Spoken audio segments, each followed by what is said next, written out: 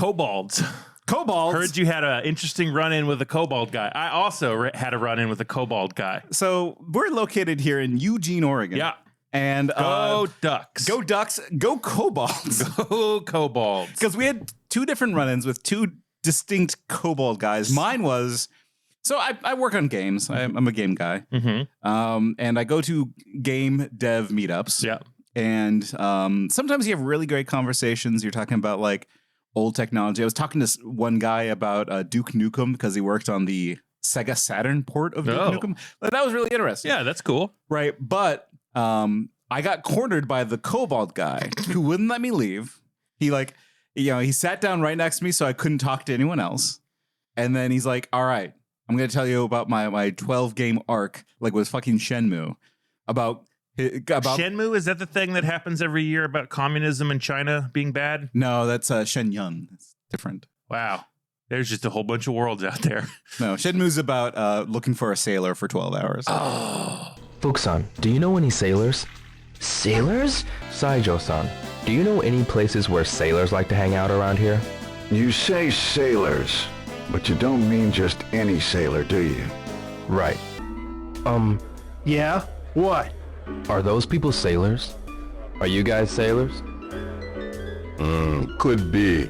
No, and like, whatever. It's a kind of boring story because like I was bored listening to him talk about kobolds. Well, I just couldn't escape. I think it's strange that there's such a dense kobold loving population here in beautiful Eugene, Oregon.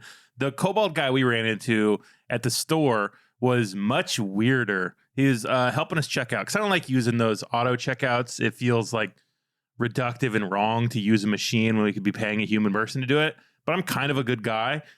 I would agree that it's I'm just going to leave that alone for now. But the guy who helped us, he was, I would say, about the size of a kobold.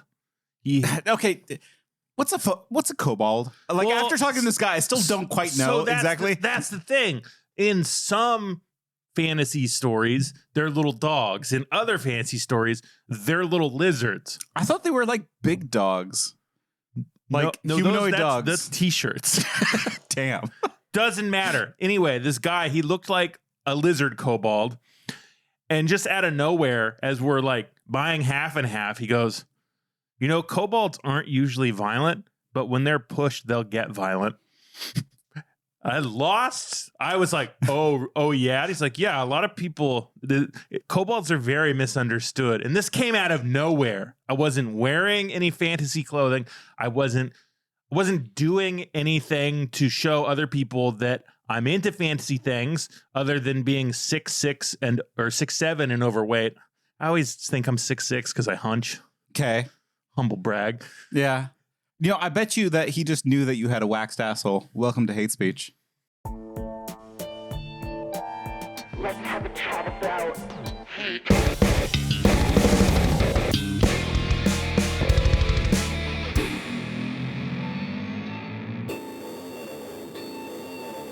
Got the purple, wanna talk about it, let it boil over, blow the temper, call this hate speech.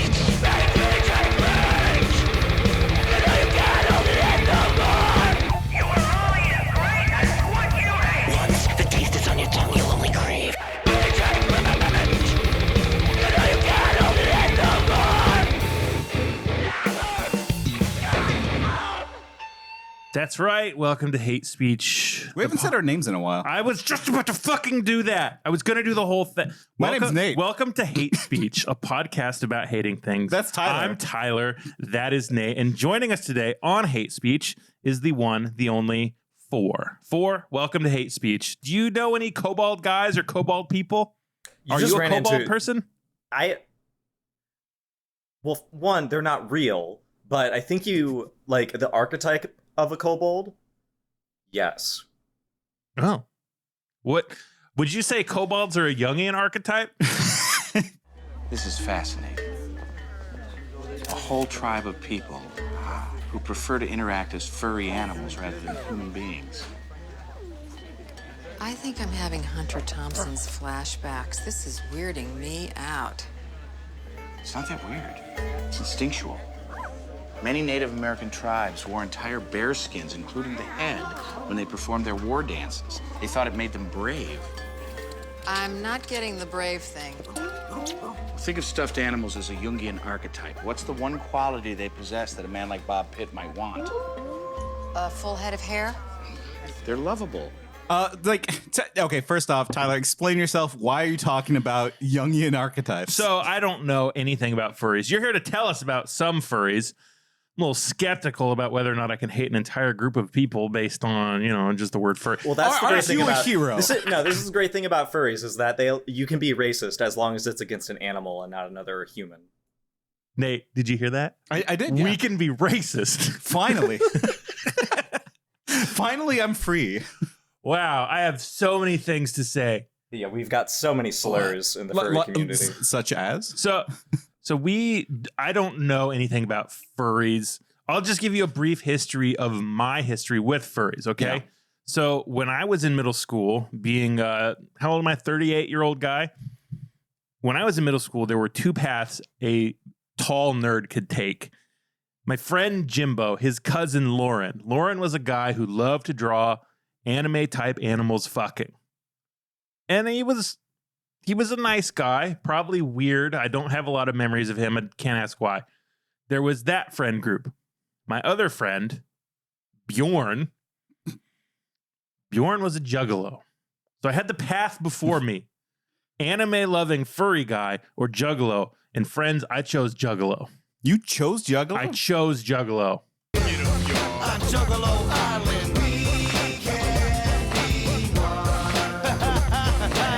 I didn't know you were down with the clown. I hated Eminem. Eminem was gay. Really? I was down with the clown. I love the Great Malenko, the Dark Carnival. That was my shit. But what you're saying though is that your shit is not anime, I guess, and also furries. I want to say that they're different. They are different. I know that now, but at the time we didn't have the understanding or the words for it. Put a pin in that. Put a pin in that. Oh boy, they're not different. We're gonna learn. We're gonna learn so much. I mean, well, I'm here to learn. Like, I know enough about furries that I don't think I hate them. Like, when I was like, okay, yeah, we'll do a furry episode of Hate Speech. I'm coming in this on the kind of the pro side. Like, I think that some can be annoying, but I don't think that's like so far they're not like LeVar Burton, right? Like, we'll rank them later. Yeah. We'll rank this entire group later.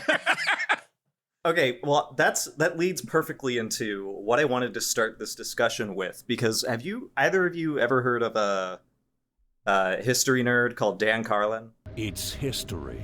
A date which will live in infamy. The deep questions. I welcome this. It's hardcore history. Dan Carlin lives 40 minutes north of us. We could see, like, I'm sure we've accidentally ran into Dan Carlin at this point. Wonder what he hates.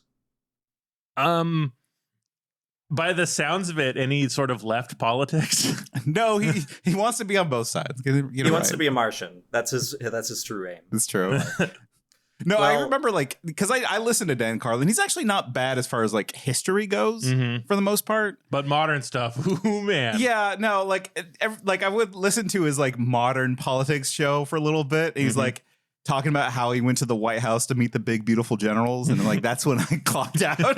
Like, it's not a great sign. Yes, we know the Dan Carlin. What have you got for us for? Well, I remember listening about the fifth or sixth time I listened to his episode about the Japanese Empire leading up to World War II. And I don't know what he attributed this quote to, but he essentially boiled them down to Japanese Empire during this time. It's just like everybody else, only more so. Furries are just like everybody else, but more. You did not tell me you were sitting on a Dan Carlin impression like that. It's good. Nate and I were in awe. We looked at each other. Yeah, that was. It's just the tempo. I'll cut in a side by side just so the audience can know. In 1944, when the Second World War is raging, especially in the Pacific, especially around the Philippines. Japanese empire during this time is just like everybody else, only more so. Because like I think that was pretty good. I'm ready to misquote. But like Dan I also Carlin agree so with hard. the actual contents of what you said, not the impression.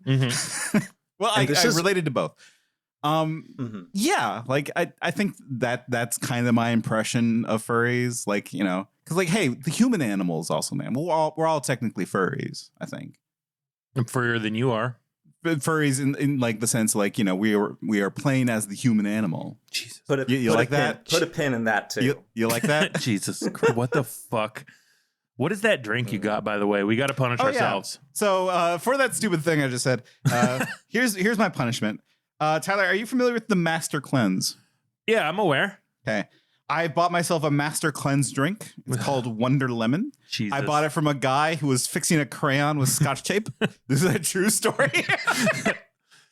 We went to like these two doofuses were out getting biscuits. Yeah. And I was like, okay, what am I going to do while they're getting their biscuits ready? So I went into this, I called it a scam grocery store, where it's like a very small grocery store in like a bougie town area. Yeah, in the middle of downtown Springfield. Up and coming. Yeah, all the prices are 3 times the amount. And I'm like, okay, yes, I would love to spend $8 on this Master Cleanse drink called Wonder Lemon. It's cold pressed, lemon, basil, jalapeno. Do I get to try a little sip of that? By the way, it contains mostly organic apple juice, so I'm looking forward to that.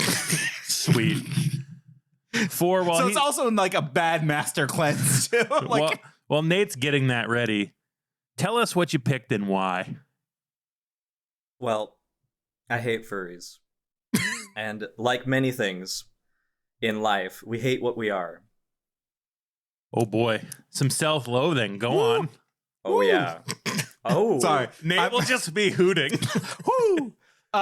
It's not bad. I'll try it. Like, I like a spicy drink, I think. I think I like drinking the pepper. Cleansed? Does it make you feel cleansed? It might later. Like, I don't know exactly what it's supposed to be doing. It doesn't taste bad. I'm kind of into it. I don't know if I'd hoot for that, but I think it's pretty good. I think I might like a spicy drink. Which ingredient stands out the most? The jalapeno. Yeah, jalapeno by far. Yeah. Yeah. No basil. You don't get the basil? I get the basil a little bit. See, so next, like that offsets our objects of penance. You had your ass waxed. I drank a lemon drink. Ass doing well, by the way, everybody. Yeah, how's the pooping?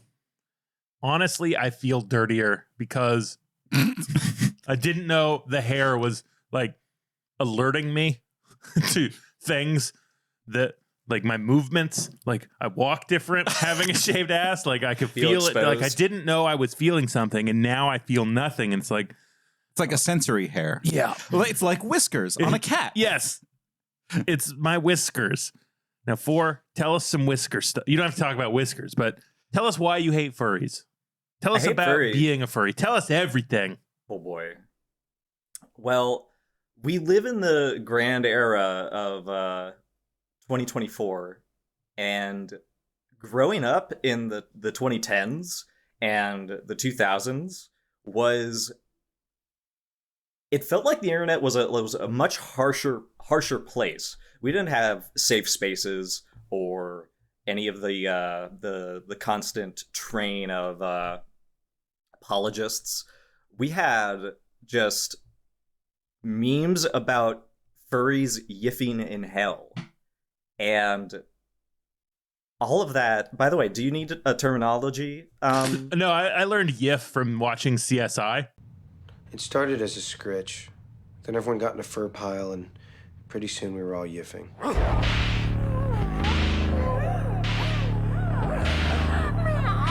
I get fur pile. Define yiffing.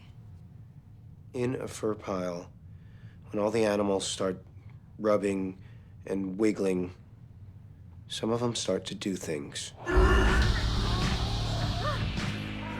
That's right. You did your own research a bit. Thankfully, from one of the most. We did 47 minutes of research. What is yiffing?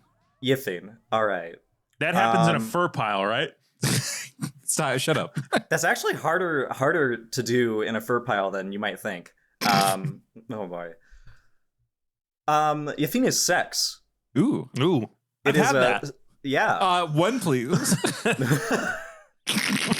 I have to list my sex. Yes. All these classic jokes. We love them. Love to hear them again and again. Well, the greatest thing about being a furry is the ability to represent yourself in a manner that you yourself define. And that's one of the greatest draws, I feel, that furry has. It is an identity, it is a label that you can really set the parameters towards. You don't have to, especially, it's pretty safe, because you really only come out as a furry online, in furry spaces. If you're queer, in every sense of the term, that's harder to do. You have a name, identifiable legal name attached to coming out as a person. Whereas I like as a furry, you don't come out as like, if your name is Dale Gribble. I don't know why I picked that. If your name is Dale Gribble, you as a furry don't come out like I'm Dale Gribble the furry. Like, no, you pick your own name, right? Mm-hmm. Exactly. And guess what? You can change it like anytime you feel like it. I go by Toothpick in the furry space. Before that, I went by LOTF, and both of those were just like identities that I grew from one to another. Is that an acronym? Yes, LOTF? It is. Okay. It is a acronym for Lord of the Forest, because I was a cool 11-year-old. All right. I was a cool 11-year-old. I called myself Smapty. You did not. Oh, yeah, you did, actually. He's talking about EverQuest, which I think is on the same level of an anonymity. Yeah. It's a little bit. EverQuest. Okay, this is one reason why I hate furries, is that we settle for less really hard. Oh, whoa! All right, now so you're disappointed in furries. Oh, so, I'm dad disappointed in furries. Let me ask you this: what drew you to the furry lifestyle? I wanted to kiss a dragon, but they weren't real, so I went to look up stories about guys kissing dragons. Shrek? Donkey kisses the dragon. Well, I think he does a little more than he does. He does, but not with tongue. I wanted tongue. Wait, not to go off on Shrek. I've never seen Shrek. I can't. Like canonically, Donkey has sex with the dragon, as I understand canonically, it. Yes. And they have children. So, but they what you're implying, yes, what you're implying is that they had sex, but they never tongue kissed. Donkey and the dragon. It takes a certain level of intimacy to be comfortable with someone else's tongue in your mouth, I think. Okay. That leads me to one of the questions. My first question actually was, so is it furries if they're just animals, or do monsters count? I guess monsters count. Monsters do count. Wow. There are entire subsets of furries that are literally just monster creations. And again, furry is a creative space where you can not only define yourself, but share your artistic endeavors and creations with others. And it doesn't necessarily have to be sex related. I believe there is a intense, fervent, and annoying section of furry that would like you to believe that furry is not sexual. It's not. They plead. I mean, I'm of two minds this, because I think like within every subculture there are perverts. Pick if you run a gun club, if you're building hot rods, I'm trying to pick up the least sexual thing possible. When do I fuck the gun? I mean, if you get a large enough community, there will be the smaller community of perverts that is there to fuck. And I think that that's true for furries, right? But what you're saying, it's almost the opposite, is that there's a small subsection of the furry community that's actually not there for the sex. Okay, yeah. Here's where we need to start making distinctions between why furry is different from every other fandom that exists currently. Okay. Furry is very unique in that it grows with the people who are a part of it. Furry was not a thing in the 1970s. It literally only existed in like very small science fiction spaces. This is where I have to bring up a hero of the furry fandom, Cy Sable, who is a like the cat. Sable the cat. No. Maybe. Yeah. Okay, good. Probably. I'm gonna say I'm a fan of sables. I think they're cool. I know. Okay, so here's the thing. This is one of my favorite furry stories because it's one of the most romantic fucking things I've ever heard. Mark Merlino was at a science convention, and he draws, and he has some illustrations out on top of his table, and this guy comes over and looks at one of his pictures of what is basically kind of a mustelid, but with like antennae, and he's like, why does that pine marten have antennae? And that made Mark so happy because about like 20 people had already come up and asked, what's that fox thing? And he was so happy that someone realized that he was emulating specifically a pine marten.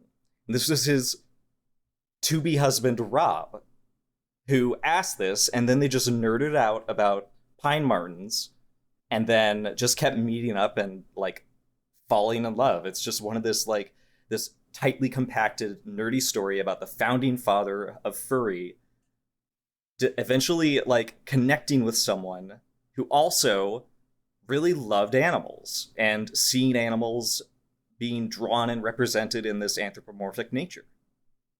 That is incredibly romantic. You're right. Like I was just like, oh damn, if only it could be me, you know. Not because like I think I could identify a pine marten, like they're a weasel style creature. They're in that family of mustelids. I'm glad you know that. Well, I was just over here thinking mustelid. Like we can't get into mustelid. Yeah, it sounds like a Tupperware mustelid. God damn it, Fore. Is it because they're musky? Like I know that like weasels and ferrets and them like have a certain odor. Yes, they are quite odorous. Yeah, one could say.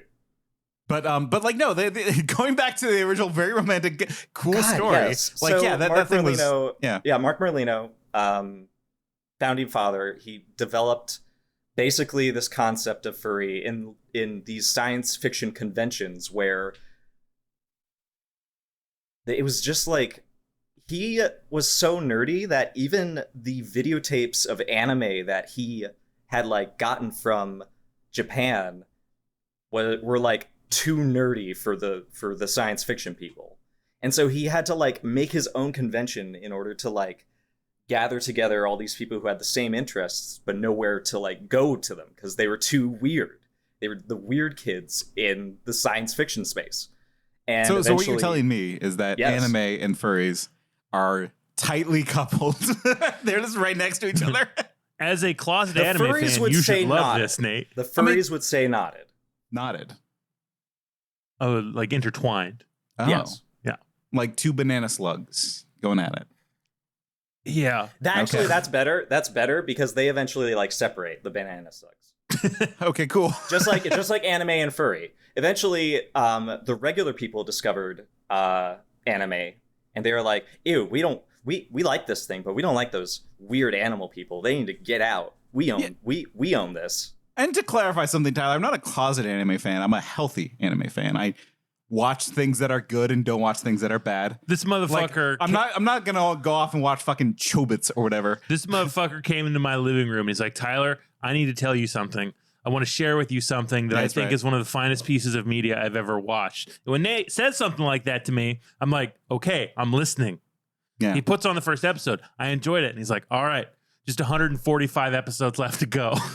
Legend of the Galactic Heroes. You should say the name. I didn't remember. I was thinking it was called Space Swords. It is Space Swords. You're right. Like, hey, that's a different topic. Oh my god. Right. Like, But honestly, though, like I'm not surprised because we did our own research with CSI. Yeah, we watched the CSI episode called "Fur and Loathing in Las Vegas." I feel like we'll get to that in a bit. But like emphasis on the loathing. Yeah, there was a lot of loathing. My secret research was I watched the first episode of Beastars. Oh, what? Boy. Okay. Right, and I was like watching him, like, I think I do understand the furry community a bit now. Like, I understand that it's it's about like taking on a persona and like like becoming a character that you want to become, right? Does that sum it up? Or it does. Like, Beastars is a very good intro into anthropomorphic characters because part of the whole. I mean, it's Beastars. The title says it all. It's. May I explain, Tyler, what Beastars is? Tyler, it's time for you to learn. It's time for you to sit down and listen. Why are you teaming up against me? I just want to have fun with my friends. So, imagine, if you will, like a Zootopia style situation. Okay. Right. You know Zootopia. Mm-hmm. Right. They're in fact, it is pretty much just Zootopia. Right. You got your carnivores and your herbivores, but it's set in a high school, and there's a big high school musical about to come out. Yeah. Right. And there's this wolf, and all he wants to do, he's trying to like be a cool wolf and not eat a tiny rabbit. And this rabbit's trying to be like tough, even though she knows that she's like a tiny rabbit. Okay. She's also they meet up, and they're like, I think they're gonna fuck. I think they're gonna get it on. I did not watch that far into Beastars, but like, long story short is like, it's like a predator and prey kind of situation, and there's like sexual tension between it. Also, the rabbit has like titties, and like that's weird. Rabbit shouldn't have that. I think everybody who saw the new Space Jam would disagree with you in a big way. Lola Bunny, where'd her titties go? That's what I mean. Hey, hold on. This is Bugs Bunny erasure. He gets great titties too. It's true. Biden, way before Lola existed. Biden inflation ruined everything. But that's where it starts, though, isn't it? Like, where it's just like, okay, we drew like a rabbit with tits. A little bit. That's okay. Well, actually, I was going to like go into a in-depth description of why we tell stories with animals in them, and why, in fact, abstraction is what makes a god a god. And okay, but is there a slur for furries? Fox. Fox? Yeah, if you call a furry a fox, they'll get fucking pissed. Yeah, or unless they truly are. Because they're so breedable. I'm learning so much. All right, you can do your smart thing now. I just wanted to know if there was this is hate speech. We got to learn the slurs for things. Yeah. I just got to be careful, because if I go into the meta context of why humans are so easily tempted by furries, like, we go further back than fucking Gilgamesh. Like, we were doing furry shit since, like, the oldest recorded story imaginable. We've always been furry related. I mean, yeah, wasn't it like Thor would turn into a goat and just like, get it on with a lady? Well, Zeus definitely did. Oh, sorry. Yeah, Zeus turned into a goose. Zeus, I'm sorry. One time. And wrong thunder god. Ooh. But no, I like, probably one of my favorite like anthropomorphic stories is one of the old legends of Old Man Coyote. And he decided to follow this warrior who was going to war. And warrior was like, all right, we got to be careful. This camp we're coming up. It's called Scalped Man Attacks or something. And Old Man Coyote was like, really? That doesn't sound too dangerous. Scalped Man attacks that very night. And soon after, they come to this next camp a little further on called Flying Vaginas at Night. And Old Man Coyote runs. Even though he was attacked, he loses all of his injuries in this moment, so he can run and try to catch flying vaginas. Oh, I thought he was running from them. I guess that says something about me. Whom amongst us? Who would not run to flying vaginas? I wouldn't. Like, is there a person attached to it, or is it just like a flying, like, bat-like creature? That's never described. That's up for your imagination. That's Walt Disney probably has something in his vault where he drew this exact scene. The hidden Disney vault. That's fine. Okay.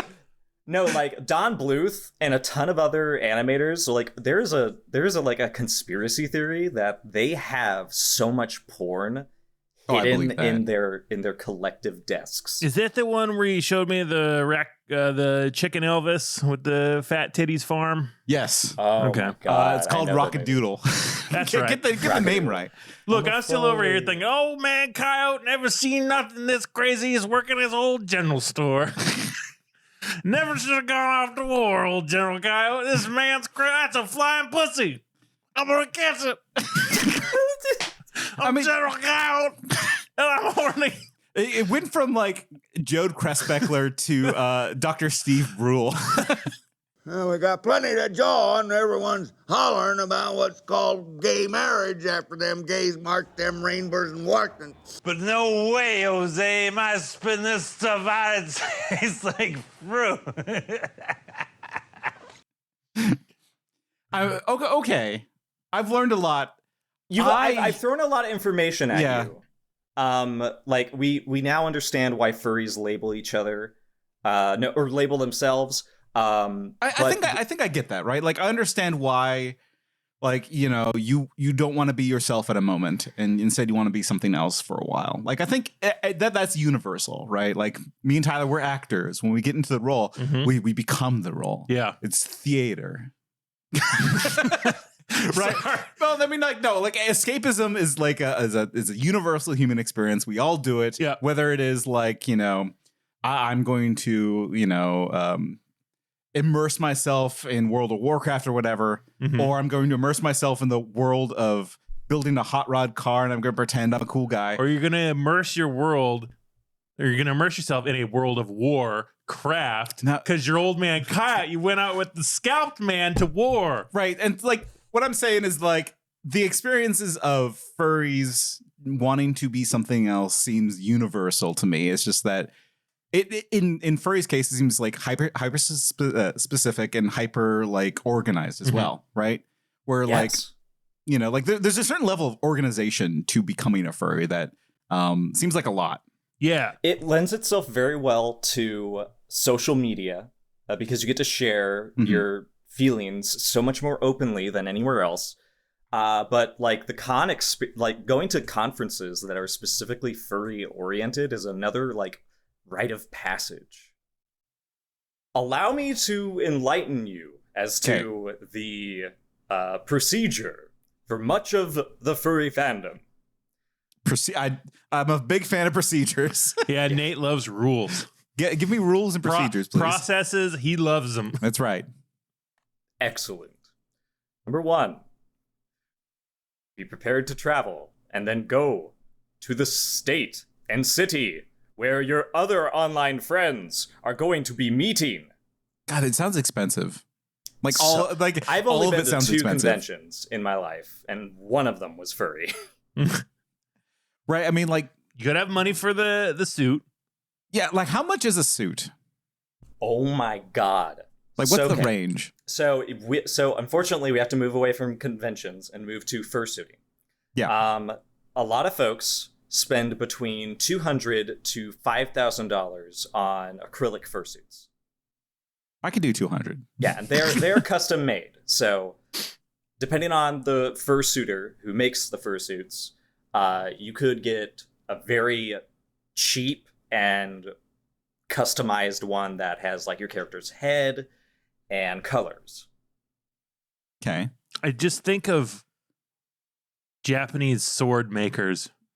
Like that used to be what we had as humans, and now we have fursuiters that have sort of fit that sort of role. Shogun has ruined your brain. You need to stop watching that show. I only got 2 weeks left. Shogun's amazing. Shut up. I'd like you to continue with this. We don't have Japanese sword makers. We're not Japanese. I know we don't, but I'm just saying they fulfill a similar role. Okay. And now I just want to tell you about how Japanese swords should modernize by having AC units inside of them, inside of the sheaths, because that's smart. Like honestly, like some of the more expensive fursuits and also some of the most hazardous are ones that have cooling units inside. Your basic fursuit will have fans and will have some sort of like cold pack, because people can be in these things for up to like 8 hours when they go to a convention. Yeah, they're moving around. Some of them are actually around like a crowd of people. Not only that, but they'll dance on stage. Like they'll do fursuit dancing contests. Oh yes, we saw the CSI episode. That's right. You have a name, Miss? My friends call me Sexy. Oh, lucky you. Now, do you want some help with your helmet? I'm a lawyer. I know my rights. You can't sequester a domestic animal without due cause. Well, it's coming off one way or the other, so. Fine. Hello, Sexy. Okay, happy now? People who don't know each other can't just nuzzle and trade tummy rubs. But for animals, scritching is perfectly normal. Well, killing is perfectly normal for them, too. It doesn't make it legal for you. Why do I keep worry. forgetting this? It's like Sexy the most Kitten popular did piece. a great job dancing. I don't know what you're talking about. Now, I feel like I have to ask this because I think this is what we need to know. For why do you hate furries, and which furries do you hate? Because I understand them, I get them. Like it's a thing where you want to feel like a part, like a true part or a different part of yourself, and put that out there in the world. Why do you hate that? What do you hate? What's going on? I want to hate like you hate. Want to hate like I hate. Well, now that you love like I love, that we are I on understand. Yeah, Nate, you don't love like I love. He's not going to pull the trigger on love. Well, that's the thing. Like, I can understand and appreciate furries, and like, you know, it's like, yes, of course, you should have your space and exist and you know, have the rights and respects that we all have. I'm not a furry. No, I don't necessarily relate to that community. Right. Like if I were to show up at a furry convention, I'd be like, I'm an imposter. I'm here to you know, I'm not necessarily a part of this group. That's where I exist. So that's one of the things about furry that other people, this is strange, but people don't act nice sometimes. I can't believe it. What? Yeah, hate speech we don't. Are you fucking serious? Do you know about? Have you heard about this? Fore, give us that hate. Entitlement. And it is the type of entitlement that extends beyond what you think you deserve, but what you expect from others. Okay. And this is a particularly distasteful trend that is happening in some furry communities, is that, quite simply, someone might ruin your entire day just because they think you are not using your fursona, the identity that you use to help it, like, learn more about yourself and express yourself to others. You're not doing it correctly. Hey, I understand this as a nerd, right? I think so. So what you're saying is like it's exclusionary, and there's like, is it universal expectations? Yeah, tell us about these furfs. Yeah. There are yeah, it's a good one, right? No, that hurts. Because they do exist. There are some. After what you just said, I have no doubt that they do. Just never labeled them in the furf term. See, sometimes you need an outsider. You need this is why, because Paul Atreides coming in. I'm kind of like the Paul Atreides of furrydom. Yeah, you walk without rhythm. Oh, you got that delicious blue cum smoothie. Yeah, I got the milk that makes you worse. Well, like I shared a cursed content thing a while back when I really started to dig deep and like ask within the furry community, like, what do you hate about this community? And between artists getting commissions from people who used it as an opportunity to criticize them or to downplay their identity as a trans individual or representing queerness wrong, there's just a as I said, furries, but they're like people, but more. There's almost a subset that is policing a lot of our ability to be as queer as we want because it doesn't look good to the normies. Those are exactly furfs. Yeah, like that seems like a similar story with like a lot of things, right? Especially like if you're traditionally like marginalized, right? Like I would say furries are marginalized. Like, you know, there are people that have certain opinions. Yeah, for decades they were a joke. Yeah, and like, you know, like not welcome in spaces, right? Like, so that I kind of get, but then like there's a certain reactionary movement to that, which is like, okay, then we need to accommodate for that community that wants to exclude us, right? Yeah, okay, this is which is why we have litter boxes in schools now. I can't believe it. I started this. I poured all of my intelligence into doing that Dan Carlin impression, and I missed the one point I wanted to make about why I hate furries. It's because unlike any other fandom, every like decade or so, it has to suddenly integrate all the minors and teenagers who were into furry, but they weren't yet able to be adults, and they were interacting in these adult spaces. And so right now there are a lot of TikToks, if you can imagine, that are kind of becoming call-out posts as to how openly queer and sexual furry is, and it just really it infuriates me because that is one of the core appeals and identities that furry needs, because it is one of the only safe spaces for some of these people who live in horrendous circumstances where they can't hold their boyfriend's hand or they can't kiss the girl they love, because if you do it in high school, you can imagine how bad that would be. But if you decide that you're going to dox the artist that has been drawing these things, that it's just there's been instances where people have been doxed to their parents that they're furry, but not because they're furry, because they're gay or because they're trans. So this is like all those people who say, oh, we can't have anything overtly sexual at Pride because children are going to be at Pride. That's right. And children do appear at furry conventions, and the conventions kind of like Ace Ventura did in the second movie, Coming to That Rhino. That's how the kids show up at the furry. See, every child needs to know where Ace Ventura comes from. He comes from the butt. That's where he comes out from. I mean, yeah. Tyler, are you ready? Are you ready to have your Ace Ventura now that you have no hair like the rhino? Nate is my Ace Ventura. He crawled right out of me. Wait, no, that's not how I came into being. I didn't crawl out of your butt. No, so let me see if I get this. Let me see if I got this right. You hate puritanical furries, right? I really do, yes. Because like it's not like there's an exclusionary policy between the reverse, right? Like, you know, it's not saying like you have to be sexual. Like, no. You know, and like I'm sure there are spaces where like, hey, this is not a sexual space. Don't be sexual in this space, right?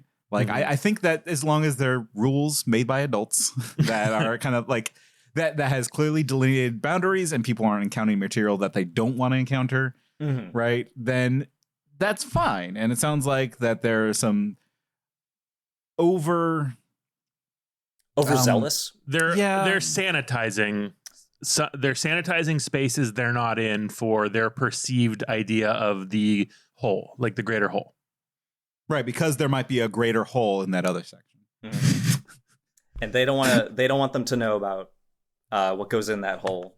Yeah, they don't want to know about the greater whole.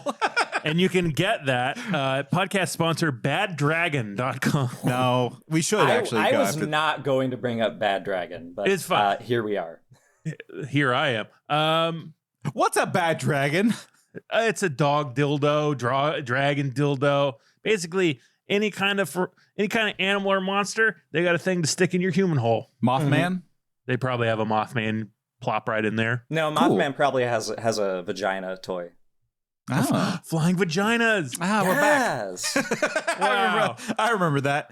I mean, like, man Kyle, here comes the Mothman again. I'm gonna be a challenger. I'm gonna do it. Let's do it. I still don't hate furries, right? And I'm not entirely convinced that this furry community like outcry is more than like in like other spaces, right? Like, you know, I'm not convinced that furries are particularly bad when it comes to being like puritanical or you know, self-censoring or just having a group of people that want to establish strong rules. Okay, well, what happens if you don't have those strong rules? I think I will tell you what happens when you don't have those. Cub play.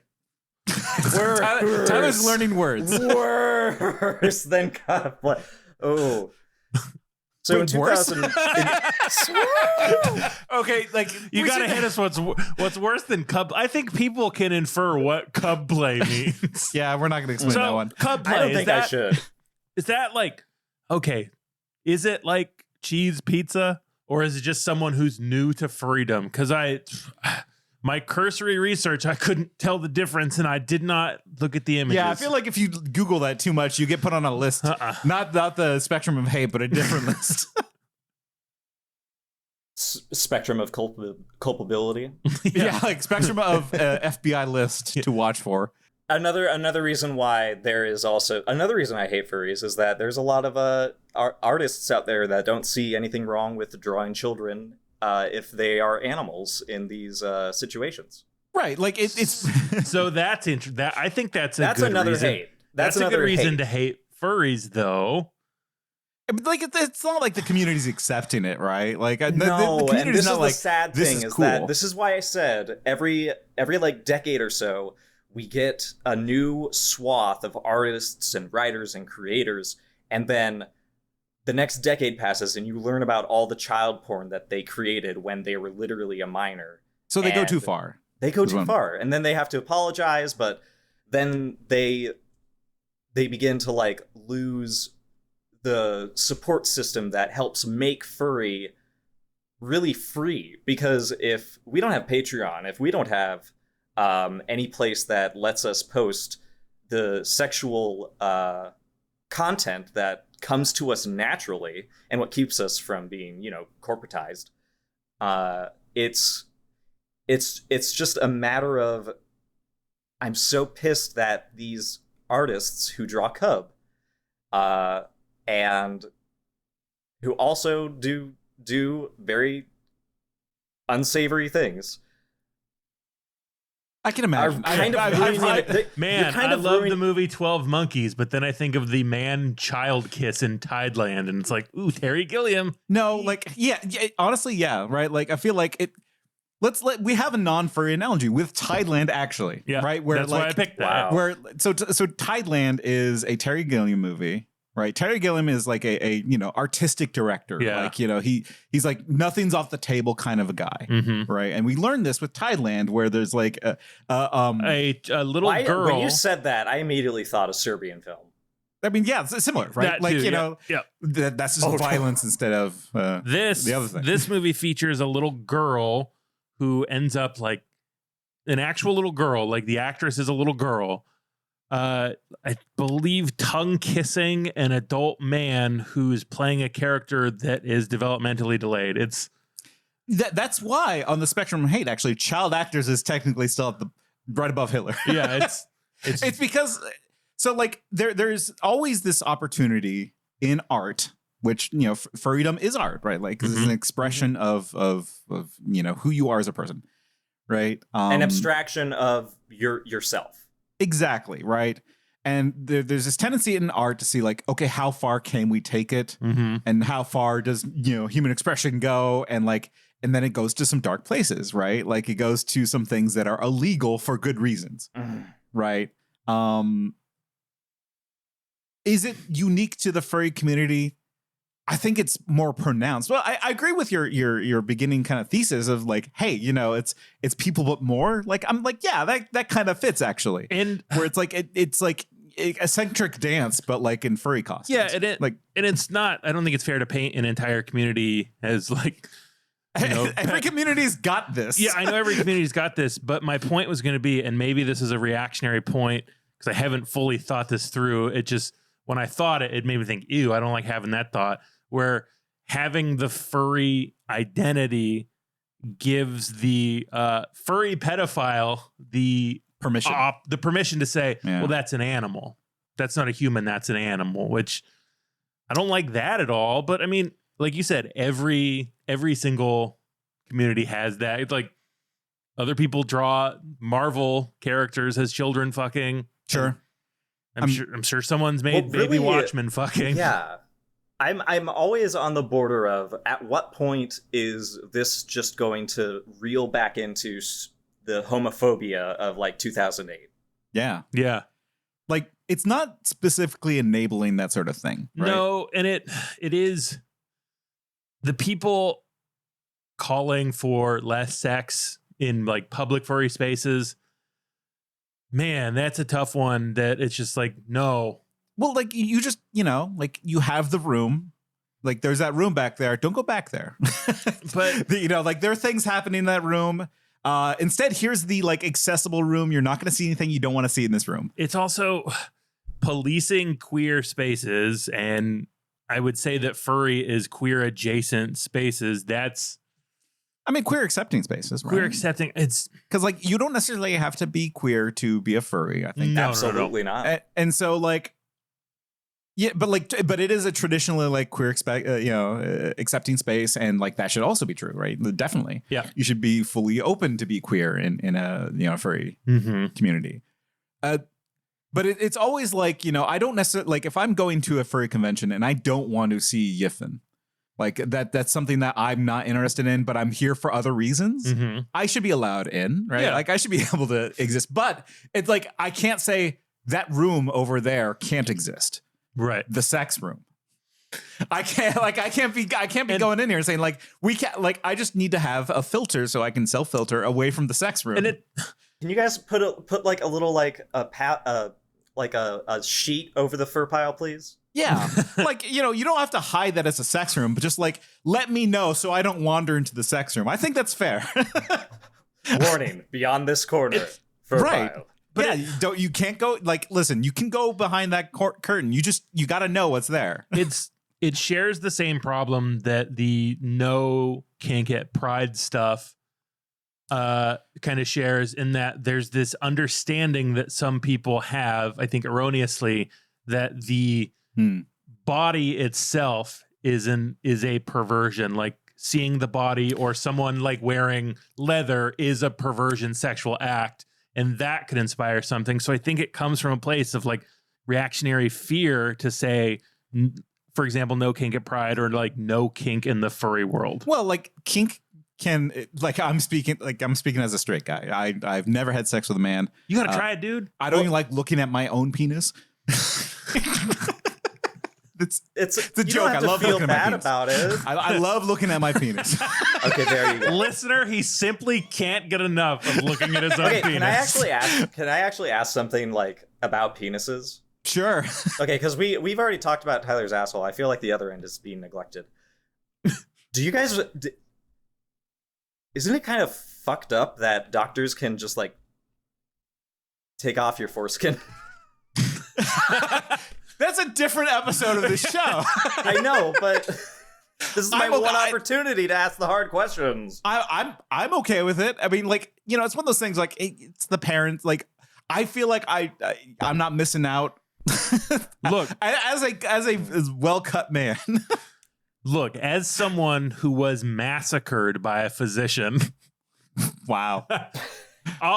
Here's the one point I'll make about it, and we're back to furries. Okay. Yes. If I cut a child's foreskin off, I go to jail. But you pay a doctor $350,000 a year to do it? That's insane. So what you're advocating is for home circumcision? No. Yeah. Well, if you're Jewish. Sure. Yeah. I could be a moil. I don't want to be a moil. They have to do things with their mouth. Yeah, they got to do that thing. I can't. It's not perverted. It's a medical thing. Well, yes, whatever. Cultural, it's all fine. It's be careful. be Can more we please careful. get back to Yiffing? Okay. Can we please go back to Yiffing? Well, I mean, like, I to go back to your original point, Tyler, which I understand, which is like some people are going to say that's sexualized content when it's just like a leather daddy. Yeah, existence. I don't think it's just the sex though, because what I really wanted to do was I say really wanted, but I mean we're talking about Yiffing. That's all I really want. There are just like subsets of the community that are just we don't like having anywhere, and yes, furry is supposed to be a safe space, but not for people that draw Hitler furries.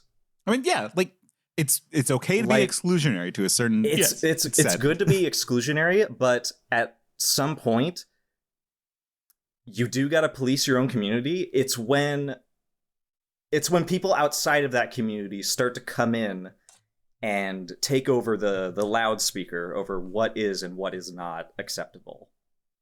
But at the same time, like they need to have like a voice to like say the thing, right? Like if they're not being an asshole about it, and if they're not trying to like, if they're not like, it's okay for them to have a voice, and then everyone disagree, and then that's it for the next like year until it comes back again. Like I think that's okay, but because you're right, was taking the megaphone. Yeah, we keep going in the same circle because new people keep getting added, and the discourse continues.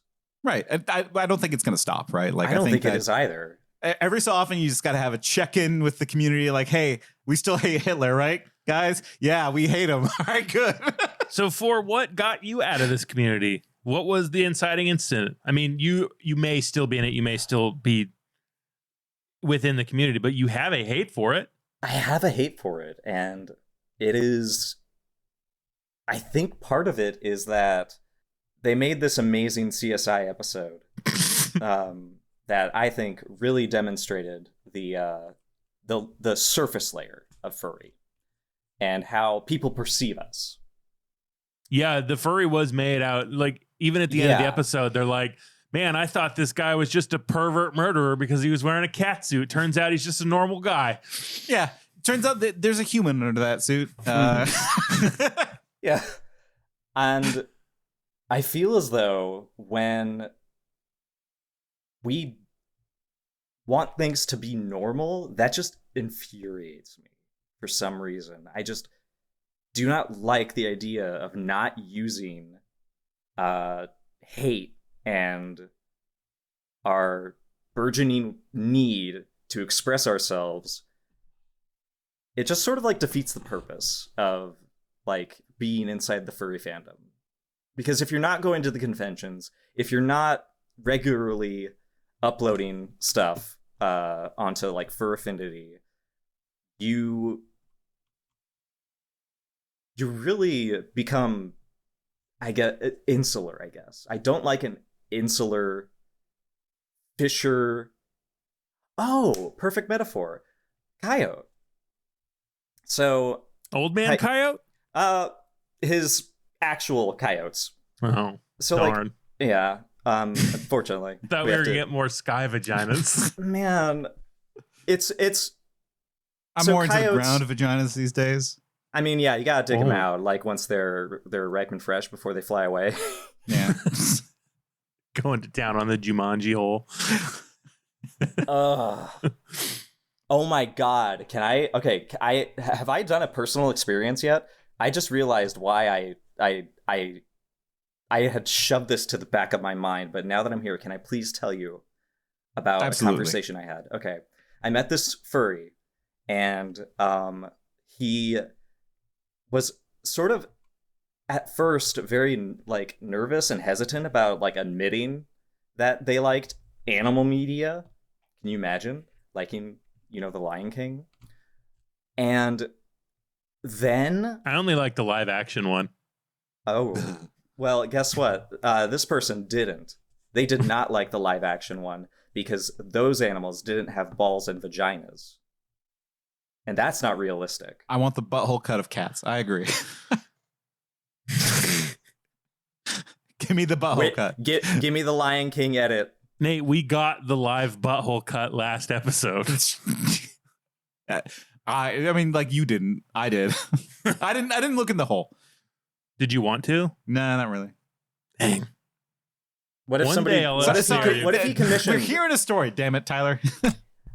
And that's what really like shocked me was that this person was absolutely driven to say those movies should have had balls, vagina, animal genitalia, full, completely, because I think children need to see that. Okay. Ew. All right. Should we put it on the spectrum? Is it time for the spectrum I of think hate? it's time for the it is. spectrum after I drop that on you. A spectrum of hate. All right. So I think we've heard the case for and against furries. For and against? You like that? How long were you sitting on that shit? I accidentally said it, actually. I wanted to be like, are you for it or are you against it?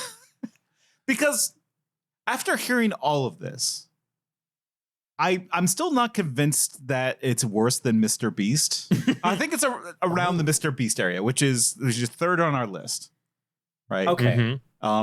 It's because there are Nazis in the furry fandom, but they're not leading the furry fandom. So. No, and like, Nazis get pushed out of the furry fandom. And I bet you there are Nazis in Buffalo Wild Wings. I bet you that. Oh, I am certain. I mean, we saw the 3% hats. I mean, like it's like any community, like punks, Nazis will try to show up, and you're like, get out of here. Yeah. I was gonna say, don't you besmirch punks? No, that's like, yeah, they were very good at saying, get out of here. Mr. Beast might not say get out of here to the Nazis. Definitely doesn't. Yeah, right? And like that's why I'm kind of like it's above Mr. Beast a little bit. I think that furries as a community does better for the world more than Mr. Beast does. Oh yeah, for sure. I think if there's a space for someone to express themselves in an open, honest way that lets them feel more connected to themselves and other people or other animals, I think that's really nice and really beautiful. Right.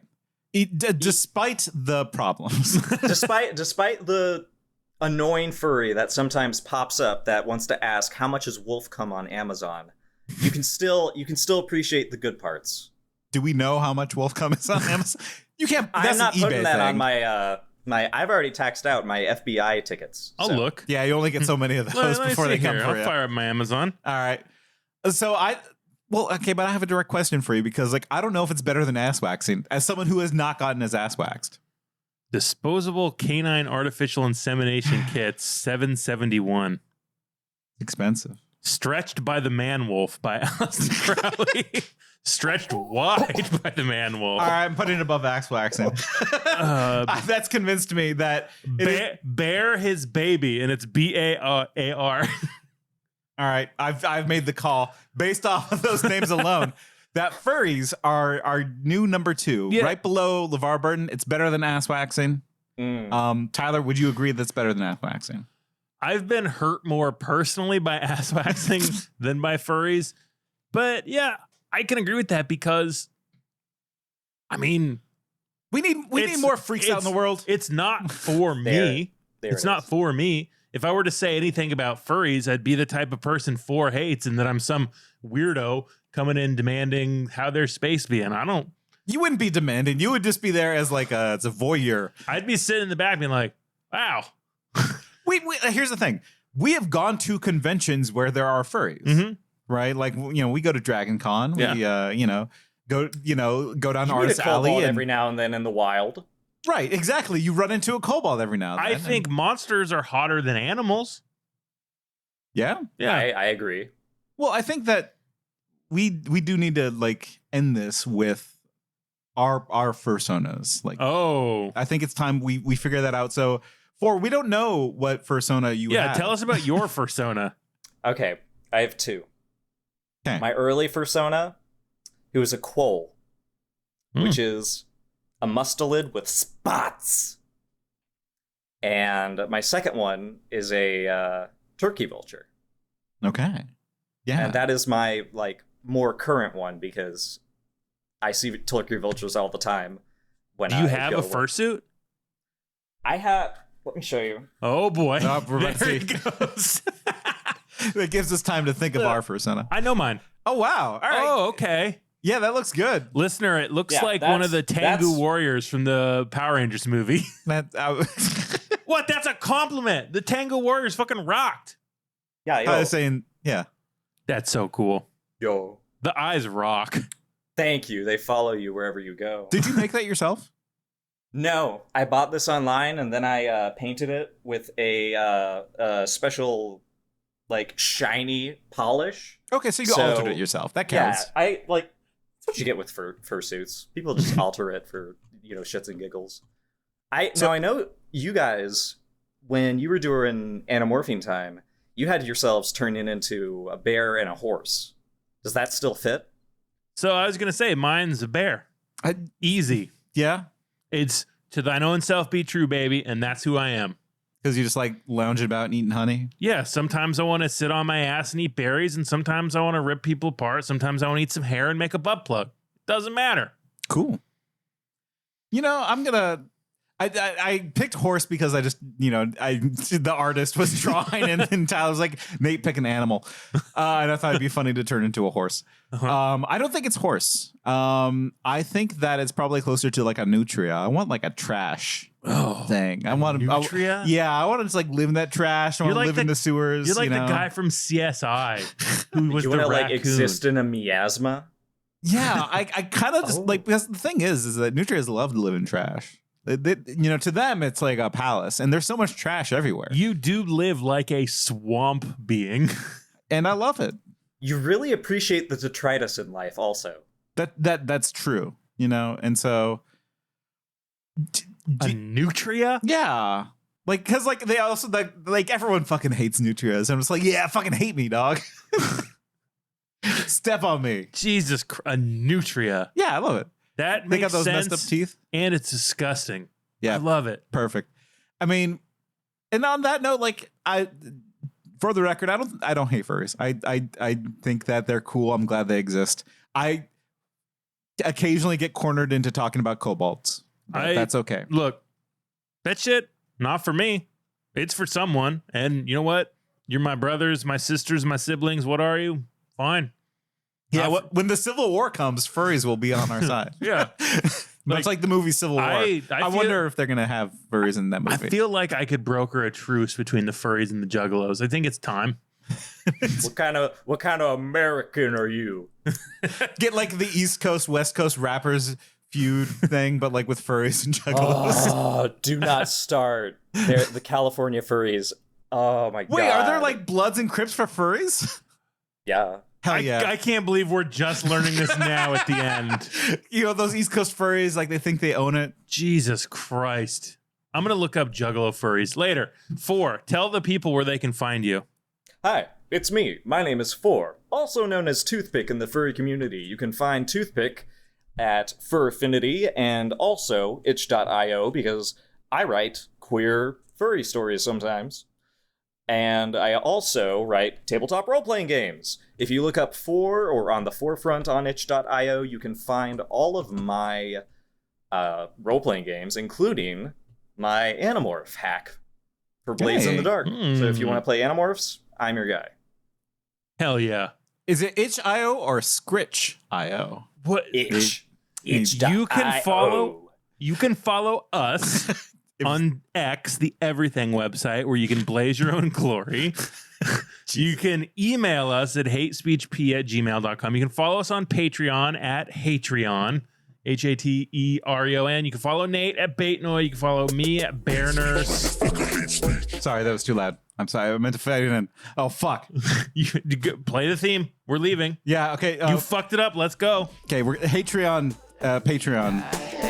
Hatreon, not Patreon. I'm sorry. You should be. I'm sorry. This needs to be down first. One day we'll be prepared. One day. Today, not that day. I was really not prepared for how cool the Juggalo furry looks. That's not bad. That's pretty cool. Fore, look at this. Look at that thing. God. That's Violent J as a fox. Can I say that?